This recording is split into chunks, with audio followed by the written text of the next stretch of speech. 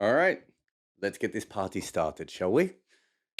Thomas says, in an ideal world, would you make the world of T20 more balanced like a football World Cup?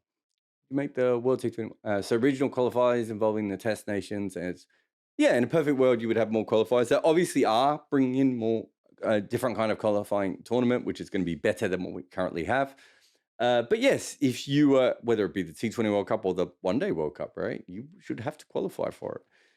I'm okay with the top, I don't know, 5 or 6 teams maybe not having to qualify. You've won a World Cup in the last 3, if you're hosting it, those sorts of things.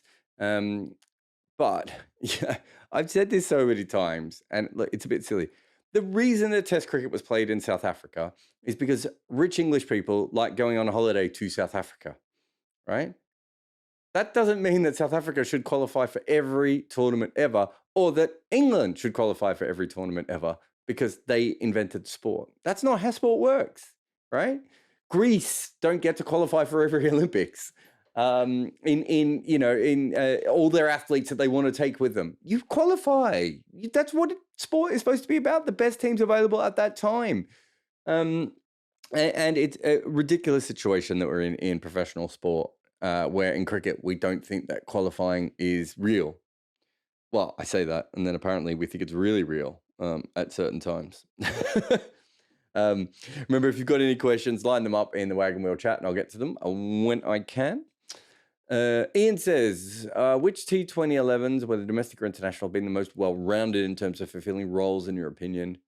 So which have had the bowling options for the most scenarios and the batting that can respond to the most challenges? Chennai were obviously really very good at being an all-round team, but maybe didn't have the pace. That's one that comes off the top of my head.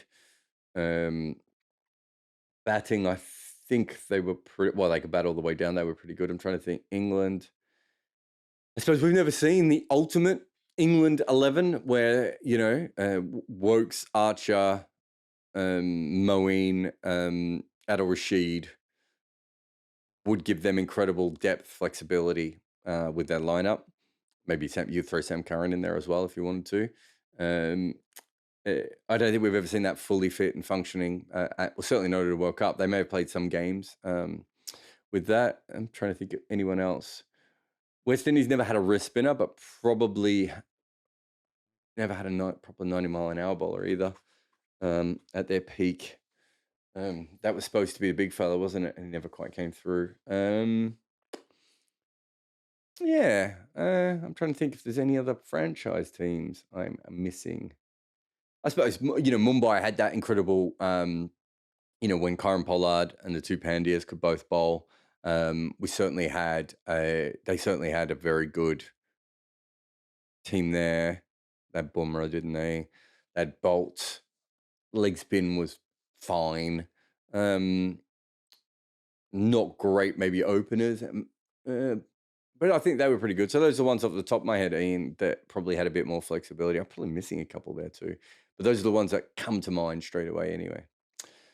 Raghav says, in an interview with Zimbabwe bowler Brad Evans recently, he mentioned that Dave Houghton's ethos with Zimbabwe side has been compared to Bazball.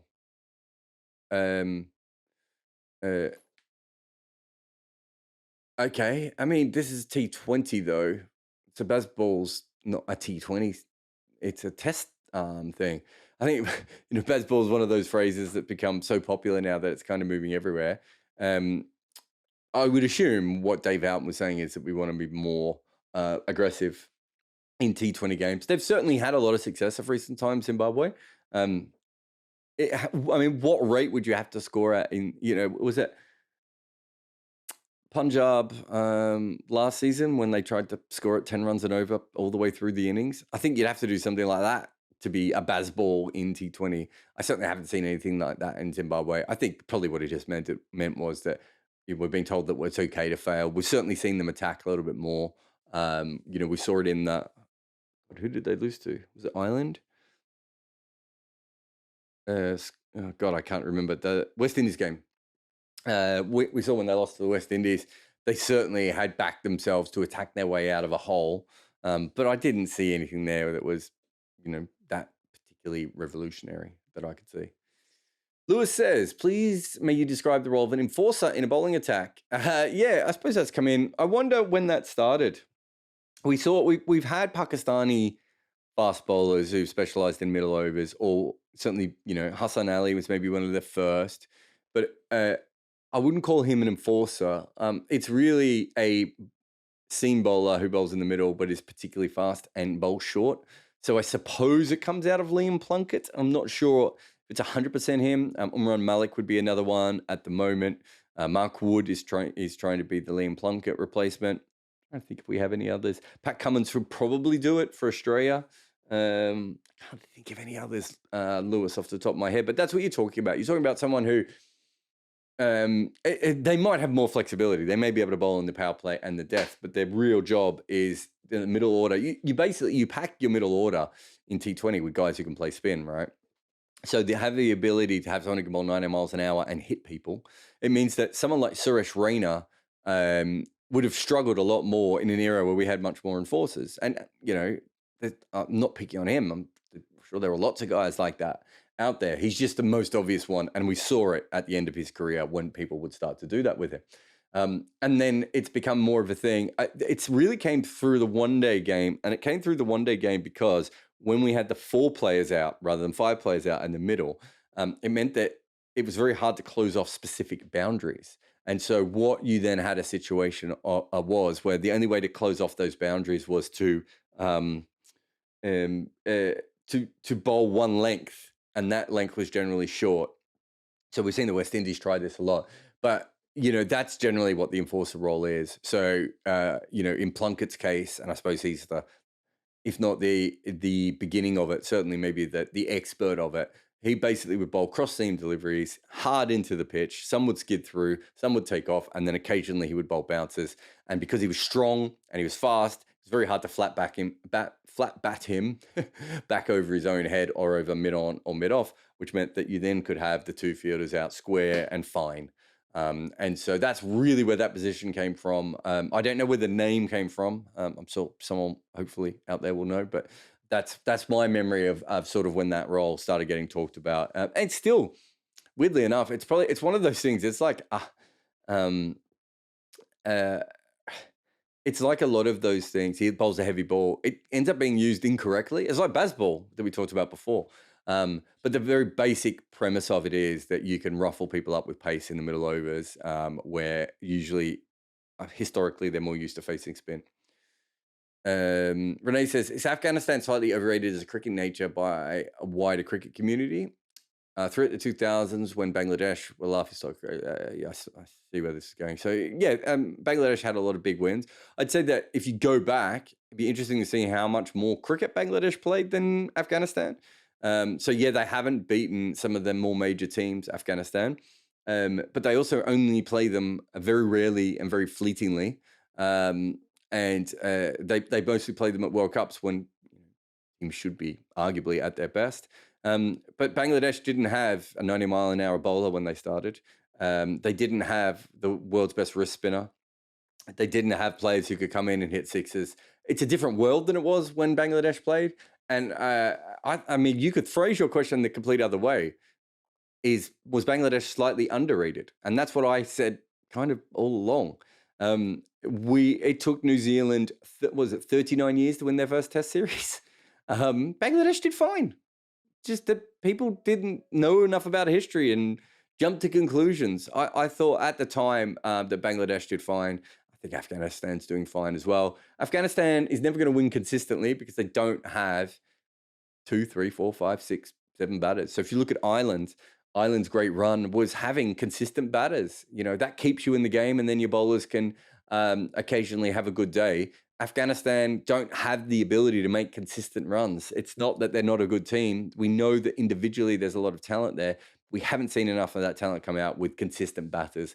I think I said this on the Edges and Sledges podcast, now available on 99.94 Network, the other day that I wrote in 2016, they're a team of number 8s. They're slightly better than that now, but they're still more or less a team of number 8s. And that's a big problem for Afghanistan cricket. But there are certainly some younger players coming through that they have high hopes for. We'll see if that changes. Renee also asks, last time you said that the IPL should try to be more like the NBA than the EPL. Should the IPL have more black athletes? I definitely did not mean that. The EPL has plenty of black athletes, doesn't it? What I meant is that the English Football Premier League, whatever it's called, is not the best league in the world, so much so that every great player plays in it in its prime, right? In the NBA, you get a few people who don't want to leave Europe in basketball, but the best players on earth usually eventually go through the NBA. And the difference between the NBA and let's say the Spanish league is massive.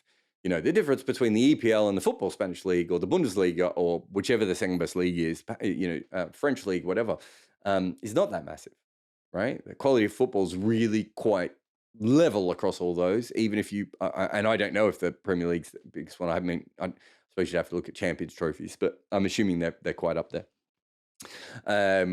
From that perspective. But whereas the NBA, if you put the best Bundesliga team and the best French team and the best Spanish team in the Premier League, I think they'd all hold their own. I forget the name of the team that Luka Doncic played for, or what's the French team that Victor Wembanyama is playing for? Those kinds of teams would barely win any games in the NBA ever. The difference is that, and I think that's where the IPL should be going towards, and I think probably is.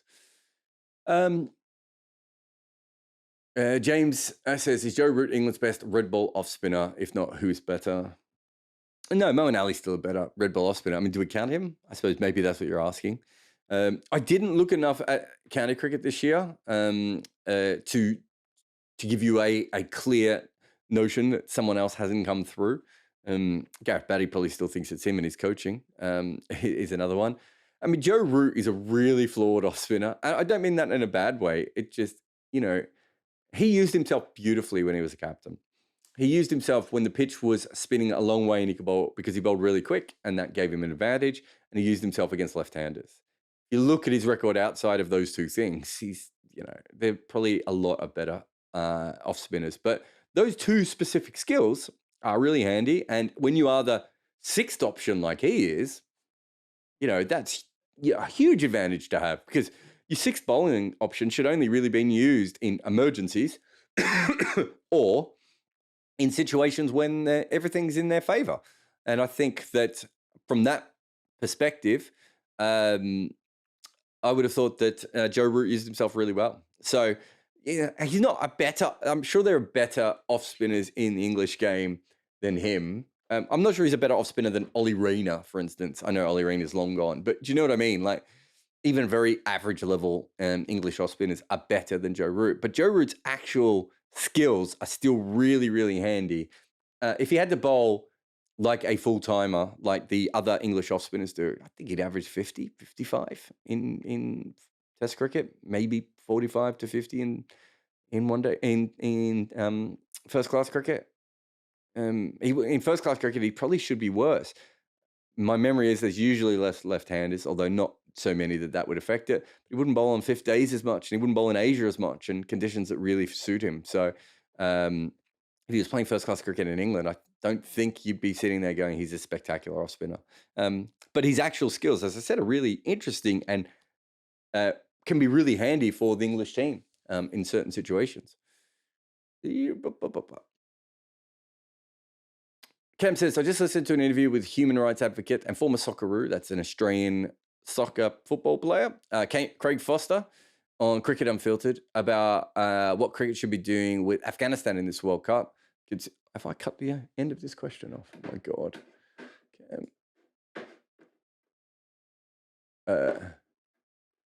Oh, no, maybe I haven't. Should be doing with the Afghanistan in this World Cup, considering the issues and the new regime and their treatment of women. Have the ICC already given too much to Afghanistan to start sanctioning them now? Yeah. I mean, they allowed Afghanistan to play without a women's team before the Taliban got back in power. That was probably where that error came from. it's a really weird one to suddenly say the Taliban shouldn't be involved, are any worse than the previous people were from that perspective. Um,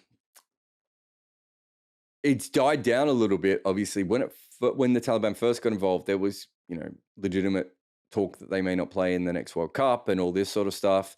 I think it's a really interesting issue from beginning to end as women's cricket gets bigger specifically, but also, if you say that the Taliban is an evil government, you're not, where are you drawing the line at some of the other evil governments out there in cricket? You know, um, some of the Western governments have invaded other countries. There's certainly problems with some of the Asian governments. Zimbabwe, played throughout, Mugabe's reign. So I don't know, but if you're going on the women's one, I kind of feel like the ICC fucked that up originally by not by allowing that, and I'm not sure that they needed to do that, and they did it on so very quietly. And then when the Taliban thing happened, they got kind of caught out. It's a really interesting question. I haven't listened to the episode that you're talking about, obviously, with Craig Foster. I've heard him talk a lot about human rights issues and everything, and I could certainly understand why he would be questioning whether Afghanistan should be at the World Cup. Interestingly enough, I'd certainly not all the Afghanistan team, but there's a lot of Afghanistan team that's really progressive on a lot of these issues. In a way that perhaps if you go back to South Africa in the late 1960s were not. I know that the white players did eventually have that walk-off moment after that.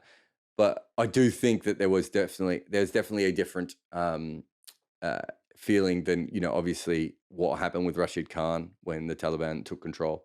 But yes, it's a really fascinating issue. But I do think the ICC kind of made the original mistake. Also, Afghanistan, from a cricket point of view, Afghanistan's a great story for cricket. And, do they want to walk away from that? I don't know. But yeah, it's the whole thing I find really fascinating and have for quite some time now. All right. Remember, if you've got any questions, put your hand up in the room like Vamshi has. Hey Jared, how are you doing? I'm very good. What's your question, mate? Slightly longer. So I'm going for it too. So you recently mentioned in one of the Wagon Wheels how flat wickets in Pakistan gave rise to fast bowlers. And putting that logic to Australia, you've got a really good players at first and bounds, and then going off of Nathan Levens hitting against the spin periods by Amy Stone back left-handed. So is there a way you can overcome all these evolutions that are brought about by conditions? Like if you had to produce like a batch of seam bowling all-rounders or say left-handed batsmen, how would you overcome these conditions and, create that supply chain that's really rounded to build your team? No is probably the short answer, that you can't overcome your conditions. The longer, more convoluted answer would be India, the BCCI has between 10 and $20 billion available to them. I don't know where that money goes, but could they not build facilities that would allow for those things to happen slightly better? Maybe. They could also spend billions of dollars on that and it still wouldn't go anywhere because people coming off the street play the way they play, right? You would, how much money would you have to pump in to get that stuff back? What you can do is you can develop players in a better way. And I think that it would be very fair to say that so far in international cricket, we haven't developed players. But I mean, if you look at Damien Martin is a really interesting one. Hardik Pandya is another really interesting one. I'm trying to think of some other sort of out of the box. Tabraiz Shamsi, right? It's not impossible for these cultures to produce these cricketers. Is that just that they got good help when they were young? Is it possible that they were fast learners once they got on the road? is it possible they just have a freaky skill set that works across, multiple conditions or allows them to play in a different way? I don't know. Is the answer? Partly we don't know. I don't think because there's probably not. The problem with international cricket is there aren't enough top level international players to probably get the kind of data that we would need to know if we could fix this. And I think that certainly is an issue going ahead. But the fact that we do have players who, trying to think of someone else, well, actually, I was going to say Jimmy Adams. I'm not sure if Jimmy Adams is a perfect example, but if we do have players like Jimmy Adams, I think that the peak West Indies is the best example of a place that if you do have players who have to learn in a very extreme environment, be it fast bowling or spin bowling in those particular cases, or flat pitches, because those are the three different kinds of pitches you get in the West Indies, that their players seemed a lot more rounded than everyone else's in cricket at that point. However, how much of that was also that they were playing overseas league cricket as well? That's the bit I don't know. So it depends on how much you weigh that up. But I don't think there's a better place to learn Test cricket than the West Indies from a pitch variable situation, where you can literally go from Sabina Park or St Lucia all the way down to Guyana or Trinidad, right? And so the variable pitches there are so extreme that. Is that why the West Indies had an advantage over everyone else? Or was it the professionalism that they got through Kerry Packer and playing county cricket and everything else? I don't know, is the answer to you. So I don't know if there is a system that we can overcome that with. I'd love to see India use $1 billion to try it. But I don't know. Part of me thinks back to the MRF Pace Academy. And that didn't particularly work, right? Is that fair to say? Would you, as an Indian fan, would you say that didn't particularly work? No, I don't think it worked. Yeah, it wasn't bad. I think it made better seam bowlers technically, but I'm not sure it made better test bowlers. Is Srisanth, is he the number one guy to come out of that? Am I missing anyone else? I think Zahir had a stint there. I think pretty much all Indian seamers had a stint at. Yeah. I mean, maybe that works then. I don't know, but they seem to be better since the MRF Pace Academy, right?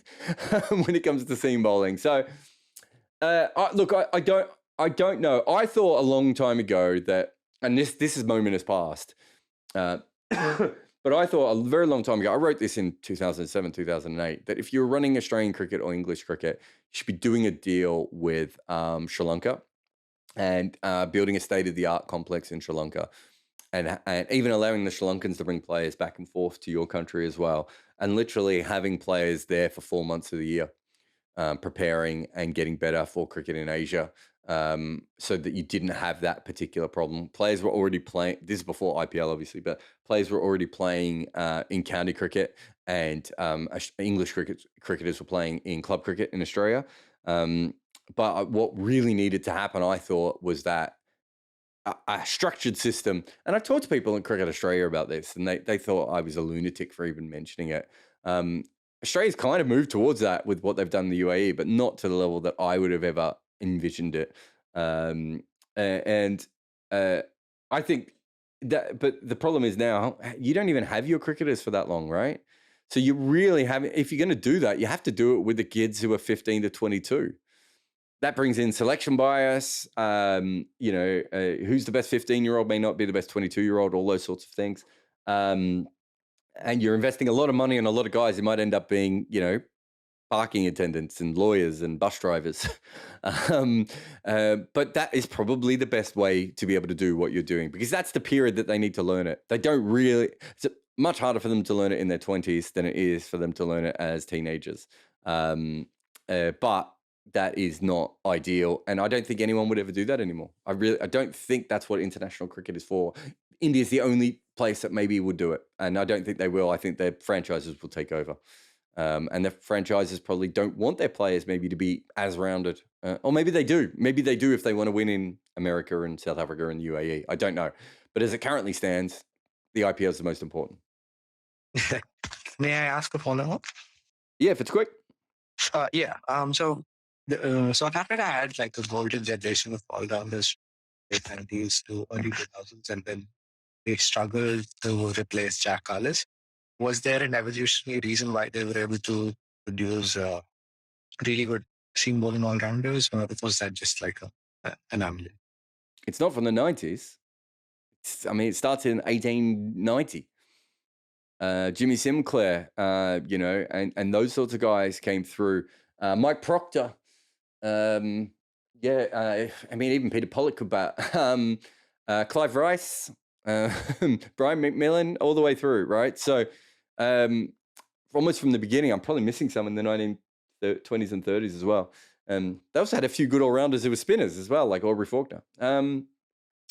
I don't know why South Africans do that. I don't know what the difference is. You have a look at some. I don't know. Is the best response to that? Sorry, I wish I had a proper answer. But they have managed to make the only thing I would say, and this is really going out a bit on a limb from a there's not a lot of science to back this up. The one thing I would say is that the South African school system, I think, has been the best system at training players technically over a long period of time. I don't know why that is. Conditions, lifestyle, coaching structures, whatever it may be. And I wonder if you're a very good bowler in Australia, I'm just picking Australia as a random place. If you're a very good bowler in Australia, you probably, unless you show really good batting talent early on, you probably end up down the tail. If you're in South Africa and there's so much extra coaching around, are they just coaching their bowlers as well? Do you know what I mean? Like, is that a possible answer? I don't know. It could also be a giant fluke, right? So we don't know why West Indies, South Africa, and England haven't produced left-arm seamers in the way that other countries have, right? I don't think there's anything that those three places have in common that would suggest that should be the case. In fact, if you read all the literature about left-handers, it says that Asian cultures generally have less left-handers, but we're not seeing that with Pakistan and with India, right? And even with Sri Lanka. So I don't know. Is probably the best answer there. It's a really good question, but yeah, I don't have anything there for you. But thank you very much, mate. Have a good day. Thank you so much, Jarrod. I'm just almost banned him from the room. That would have been a mistake. Harihara, you there, mate? Hi, Jarrod. Can you hear me? I can. What's your question? Yeah. So, I think we are speaking about a South African all-rounder again. I just wanted to ask about both, the spin bowling all-rounder. In the late 2000s, I don't know for what reason, but I just seemed to like him. So, and I have been following him a little after that, but I just lost track. So, can you just explain a little bit what happened to him in his career? Because he just turned up in the BBL a few years ago. So, I just wanted to know. I thought he was a huge prospect for South Africa. Johan Botha, you're talking about? Yeah. Yeah. Well, he was a chucker. that's why his career slowed down. He had a really bad action when people started. What was that? 2014, when Mr. Srinivasan said he wanted throwing to be thrown out of the game. Sorry, everyone, for that. And the ICC kind of took it seriously at a similar period. And then they had the political balance to be able to do that. We saw a lot of guys like Prajan Oja, Shane Shillingford, I suppose Syed Ajmal even, Prosper Utseya from Zimbabwe just kind of disappear. And they all disappeared for the same reason. They couldn't do it. Johan Botha fixed his action. I think his biggest problem was his Dusra. His actual off-spinner usually was fine. That's my memory. So he could continue to bowl. And he basically became a bowler who, I suppose he was almost a little bit like Mark Wood, but without the physicality of Mark Wood. But a very smart bowler at the end. But he never really, he couldn't spin the ball the way he used to with his old action. So he really was bowling, I don't know, a bit like Tom Cooper or... I'm trying to think, one of those Rian Parag type guys, just mixing his pace up, trying to vary everything up. And he wasn't very good. He moved to, I want to say South Australia, but maybe it was New South Wales. Worked on his batting quite a bit. He was a very good fielder as well. And had a brief resurgence as an Australian player, I think, in the Big Bash. Maybe got citizenship. I can't remember the full details of that. But I thought he was on path to become a coach. I'm not sure where he is anymore, but that's essentially where he went from being a very important player in South Africa to fading away. Was they took away his main, I'd say, two weapons: his ability to really rag the ball, and also his ability to spin it the other way. After that, what you have is a very thorough professional cricketer who could bat, but not, we're talking about number 8 really at best, but a clever number 8 and a very fit number 8, very good at running between wickets, very good fielder. And I've never met him, but everyone who met him says he's a very inspirational character. People loved having him around, a thorough professional, all those sorts of things. So I think there was certainly a movement to keep him around, but he wasn't the player that he had been before, which makes sense. He physically couldn't do what he had done for a long time. So just a follow-up question. So if you could give a ballpark figure of, what percentage of bowlers who had their action as suspect have come back successfully? Well, Sunil Narine. I mean, I don't know. What was it? It was probably about 20 or 25 of them. The problem is, it depends on where you are, right? So Sunil Narine, there was enough money with Sunil Narine for him to hire a personal bowling coach to rebuild his action, Carl Crowe, right? Was there enough money in Pragyan Ojha to be able to do that? Did anyone think it was worth it? If you can't rebuild it, it's really hard. So, Scottish cricket had Tom Sole, who bowled a lot like Johan Botha, in fact. And he got called during the 2018 World Cup qualifiers. He was a really, really good bowling option for them. Do they have the ability to work with him in the same way that Sunil Narine had? Syed Ajmal did come back, had a lot of work done on his action. Some of those actions, Shane Shillingford's action, for instance, I don't know how you fix that. I'm not sure you can fix Tom Sole or Johan Botha's action either. They can come back, but they won't be the same kind of bowlers. Pragyan Ojha again. Some of these guys, their actions were too far gone, I think, because we hadn't been calling people for chucking since Murali. And it meant that people were just getting further and further into professional careers without anyone trying to fix them. And then they all got called, mid-career. So I would think that the percentage of people who came back was really, really low. If you thought there was something in a bowler, or maybe they were a batter, you could work on. I'm trying to think of, there was someone else. There was a batter who came back and continued to bowl. It was Kane Williamson ever called? But there have been players who've worked on it and been able to fix it. But if you're being successful, and part of the reason you're being successful, even if it's no fault of your own, but your action has degraded this way or is that way naturally, and you're being successful because you're throwing at 20, 25 degrees, 30 degrees, some of these guys, 40 degrees, some of these guys, how hard is it then you're almost going to have a second career as a professional, as a different kind of bowler, right? Most of the players who were called, they weren't called because they were borderline. They were called because they were massively, straightening that arm. That's a hard thing to pull back, I would think. Anyway, mate, thank you for your questions. Thank you. All right, who we got here?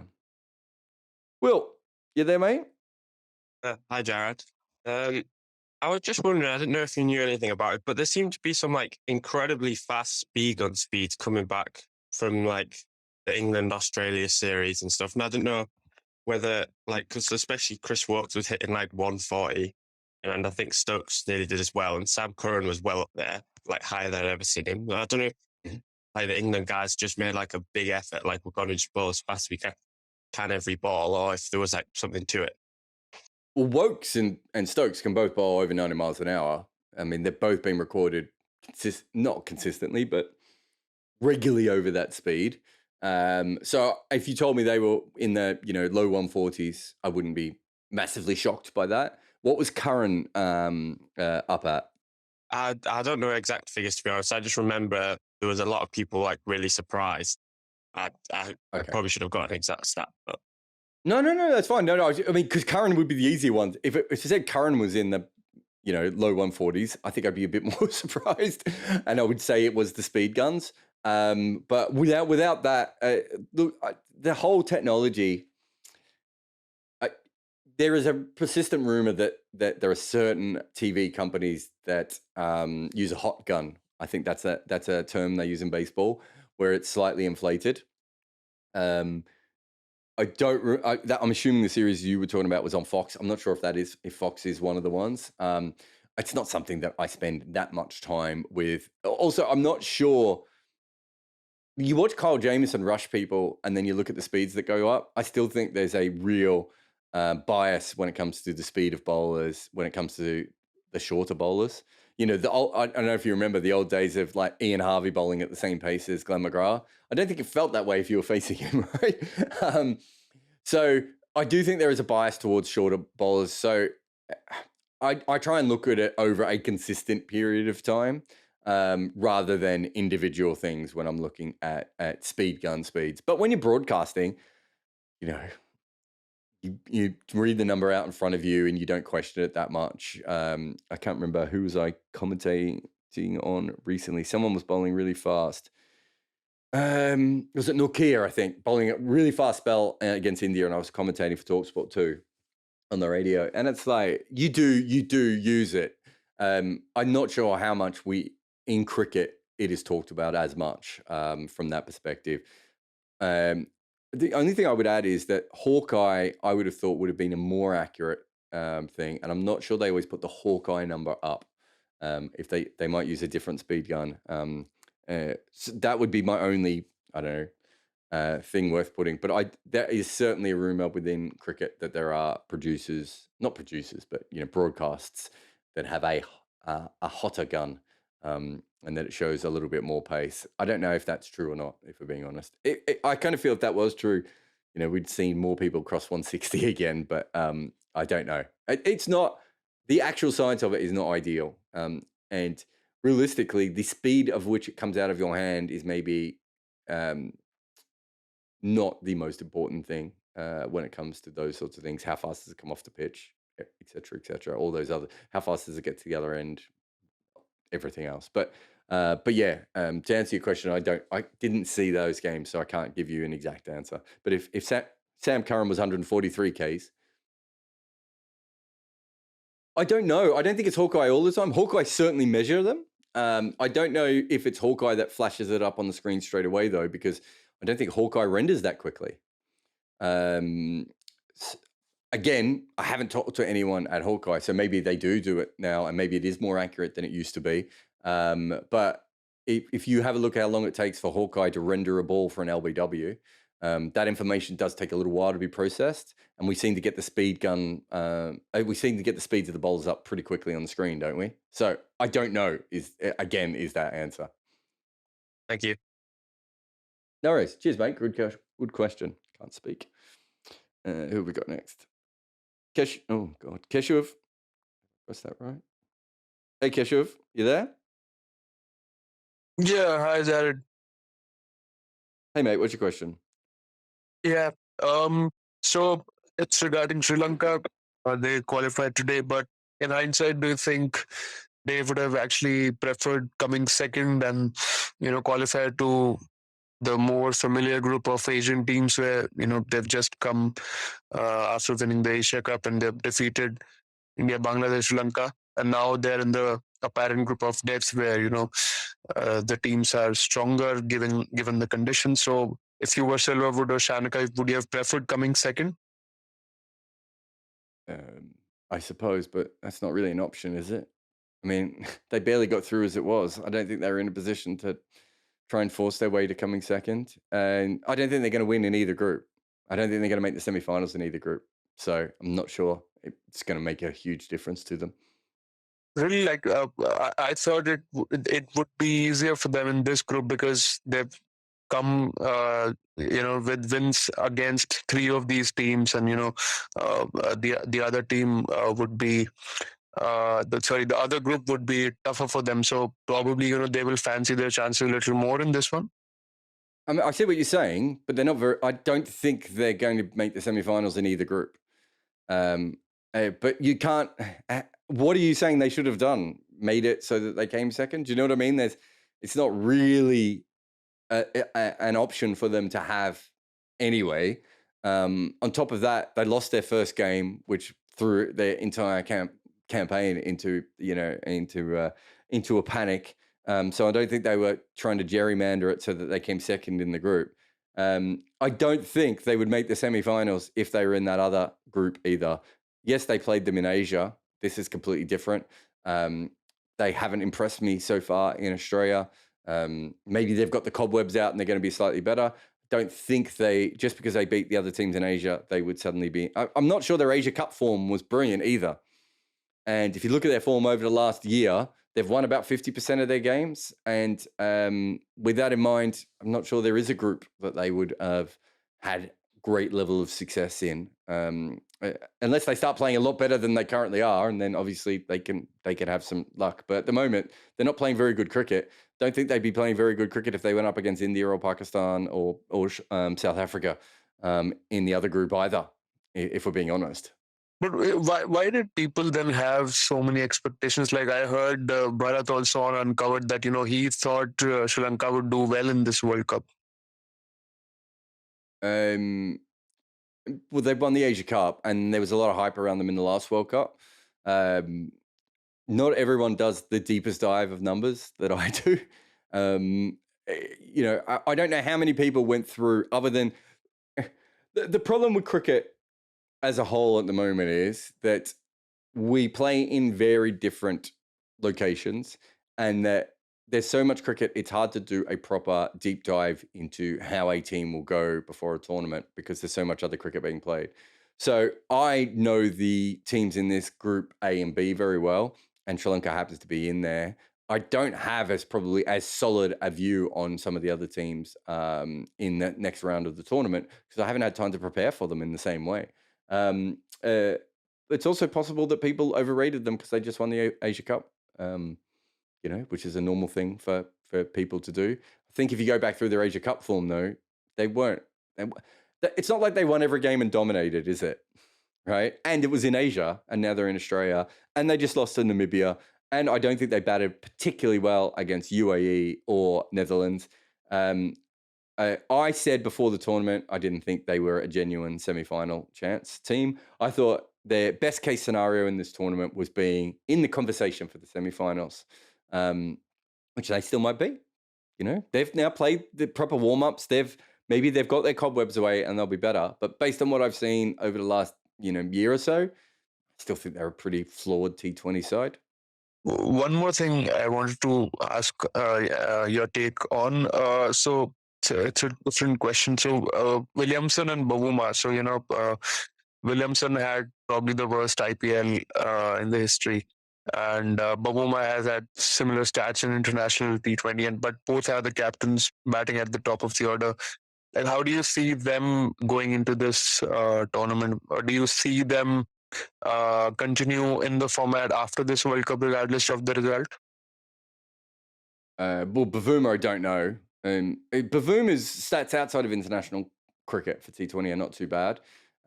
He hasn't managed to crack it at T20 at the moment. I suppose it also depends on whether they think there's someone else who wants to be captain. And, remember, he's captain by accident, essentially, especially in this particular format. Williamson, for New Zealand, I wouldn't be surprised if we don't see him anymore. I'd be shocked if he gave up IPL just yet, but that probably depends on his elbow. His whole career depends on whether he thinks he can continue to do what he once did. Everyone I know who I trust from that field thinks he will never be able to bat the way he did before. Like most professional athletes, he probably thinks that's wrong and he can overcome it.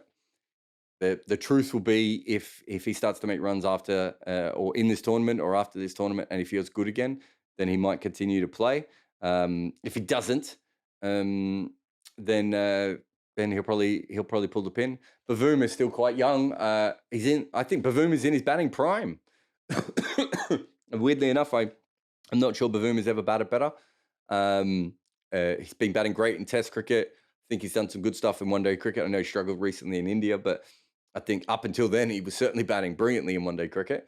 I'm not sure T20 is his format, but that again depends on what South Africa can do with that team. It was supposed to be Quinton de Kock, I assume, as captain, and they're not in that situation. Does anyone want it? Right, as South African cricket moves more and more towards their key players being signed up with franchises, does anyone want the international captaincy job, which means they might have to say no to the franchises more often, which is going to affect their earnings. Bavoom is not in a position where that will happen, so he might be the man who puts his hand up, but I don't know. Anyway, thanks for your questions. Who have we got here? Nadika, you there? Yes. Hello, Jared. How you doing? What's your question? I was wondering, do we know how much TV footage from like the 70s, 80s, 90s do we have just lying around? Like, are there tapes of all these that are just lying in some warehouse, or like, are we just stuck with whatever Robolinda happened to record? Well, I mean, he's recording the archive that Fox have, which would be Cricket Australia's archive, I assume. There's a couple of guys in India who do a similar thing now. I've forgotten his name. Is it? I want to say Monarch, but maybe it's not Monarch, is it? I forget his name. But there's a guy in India who does a similar kind of thing, who's taking stuff off TV. My guess is there's probably a few treasure troves out there of footage. There'd be a lot of, especially English cricket, there'd be an absolute ton of international cricket that I don't think is almost ever seen on TV that would probably be in BBC vaults somewhere. There's a lot of sort of lower end cricket. Oh, wait, someone's she's just said Manak Sinha. That's a guy. So he does a lot of recording off the TV as well. But what Manak and Robolinda are doing is stuff that's already been broadcast of recent times, recent-ish in Robolinda's case. But yeah, I would assume that the BBC would have absolutely vaults and vaults of international games and domestic games as well. The ABC in Australia should have a lot of stuff, some of which has been broadcast, but not all of it has been. I don't know how much cricket was recorded in West Indies, Pakistan, India,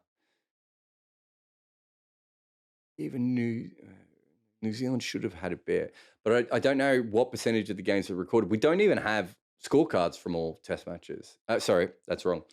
We don't have the score sheets. We do have the scorecards from all the matches. So my guess is that those exist the same way that a lot of footage does. There would be a lot of probably camera footage of, video footage or cinema footage, I suppose.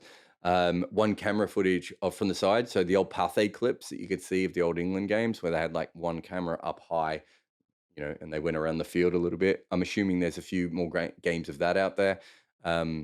So I don't know how much cricket there would be out there, but there certainly would be a lot more than we've seen.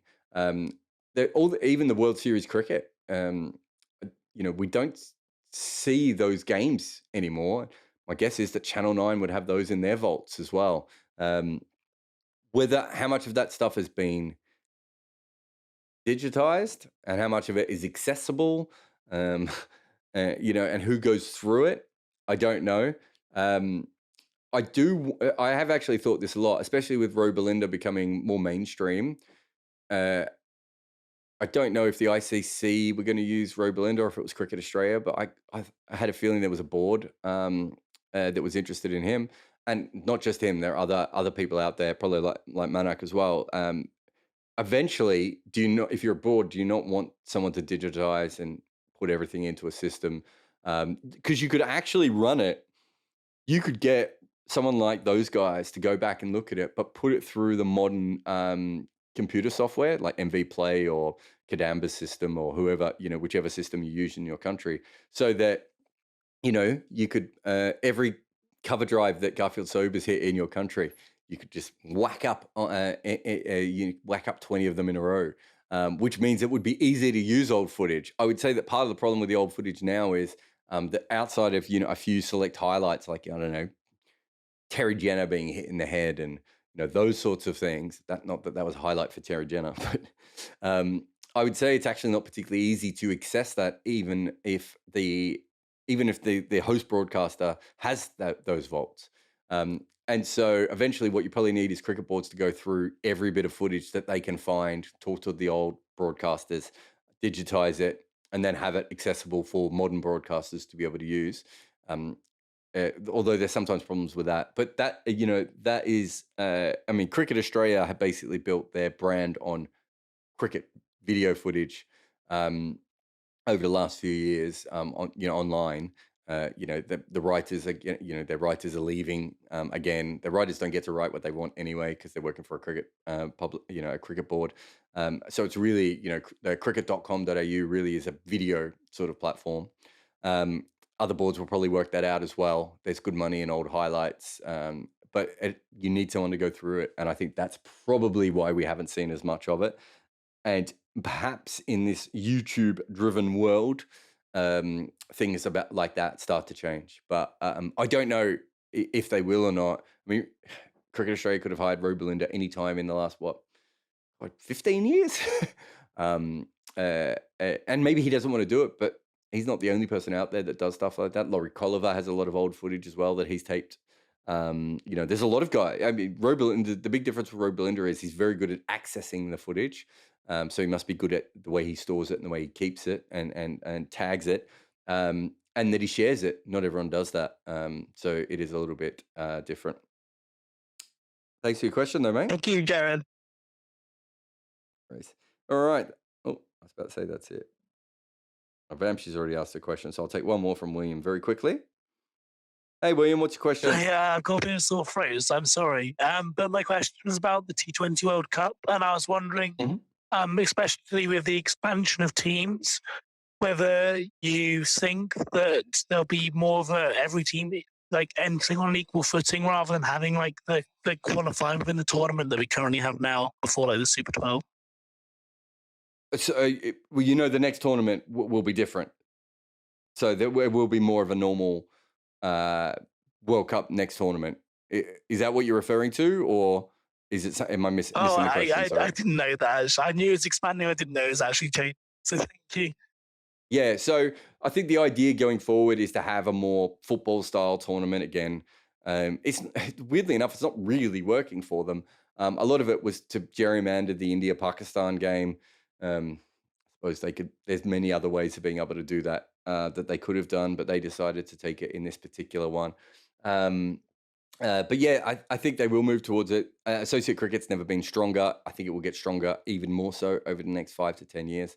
And so, from that perspective, the only thing I would say is a lot of reason why associate cricket is so strong is the ICC actually funded coaches and development and video analysis and all these different things for all those teams. And then the last CEO, who then got fired for bullying, it essentially came in and stripped all that away.